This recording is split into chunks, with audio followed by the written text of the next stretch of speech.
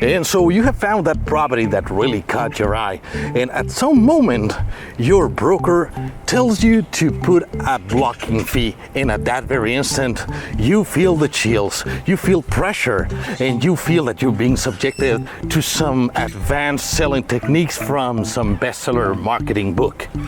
I understand. However, putting a blocking fee actually presents several advantages, and I'm going to tell you exactly what those are in a second.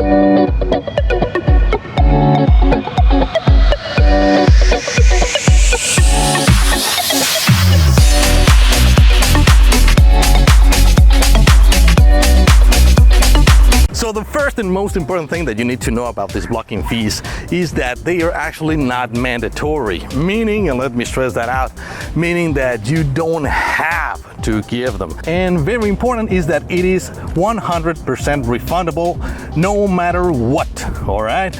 So if the negotiations don't go through, or you just decide that you want to go in another way, you are entitled to get that deposit back. However, if you decide to do so, you will be getting some advantages. And the first one, which I believe to be the most important, is that you will be buying time and peace of mind, which happens to be very important in a market so dynamic as the Riviera Maya, because here really properties are sold so fast that if you have the chance to actually make the blocking fee, that will give you a time frame to actually think with some more time. That will give you some peace of mind, all right?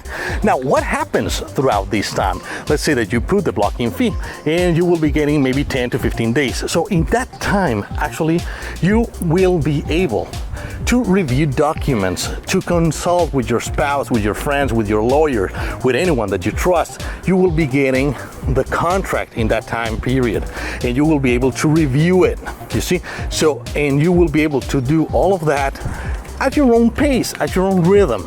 Other than that, if you don't put the blocking fee, you may be at risk that the property is actually sold to someone else.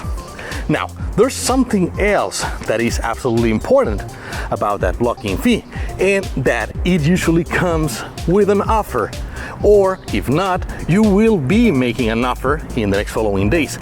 And by providing a blocking fee, you will be having more power, more leverage throughout that negotiation, because then you will be backing up that offer with some amount, and that for sure will be perceived by the owner as a more robust offer. And that, I can tell you, that will be very important if you're planning on getting a very good deal. So moving forward, what is actually the process of doing that blocking fee or making that blocking fee? Well, the customary amount is $5,000. That means that that's the amount that most developers and owners would be comfortable getting. However, keep in mind that these may be negotiable. Again, it's customary for it to be $5,000. Now, for how long it's good? All right, it is customary for it to be valid between 10 and 15 days. However, and once again, these may be modified by mutual agreement by both parties.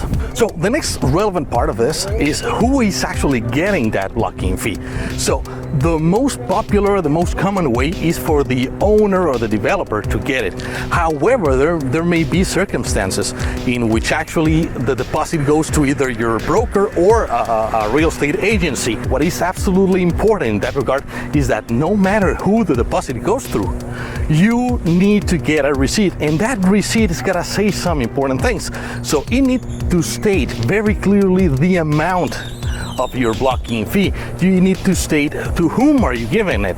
You need to state specifically what unit are you buying, meaning what is the unit number, the square footage, and if it's in ground level or if it's in a rooftop, you know.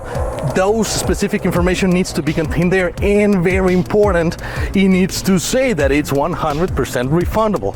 So you may get this receipt either from your broker, a real estate agency, or the owner himself.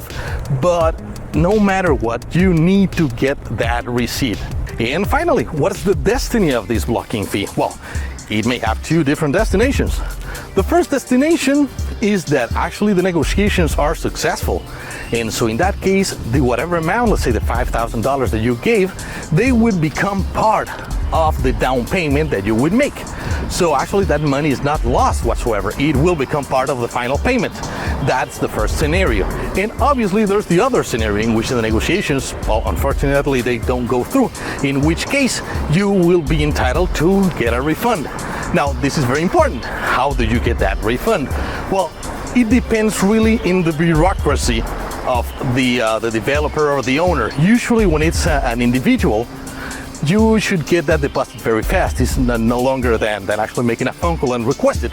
If it's a big major developer, then there would be a little bit more bureaucracy, meaning that you may be needing to send an email or send a letter, some signature, some DocuSign or whatnot. But at the end, you should be getting your money back from 1 hour to at most 10 or 15 days. So I hope all of this information actually unveils a little bit the mystery around the blocking fee, which, as we've learned, can be a very, very, very useful tool in order to get time, to get some leverage in our negotiations. So when used properly and taking into consideration the proper safety measures, it actually is not just customary, but a very effective tool. And so if you have any further questions about the blocking fee, don't hesitate to let them in the comments. And thank you so much, and to the next one.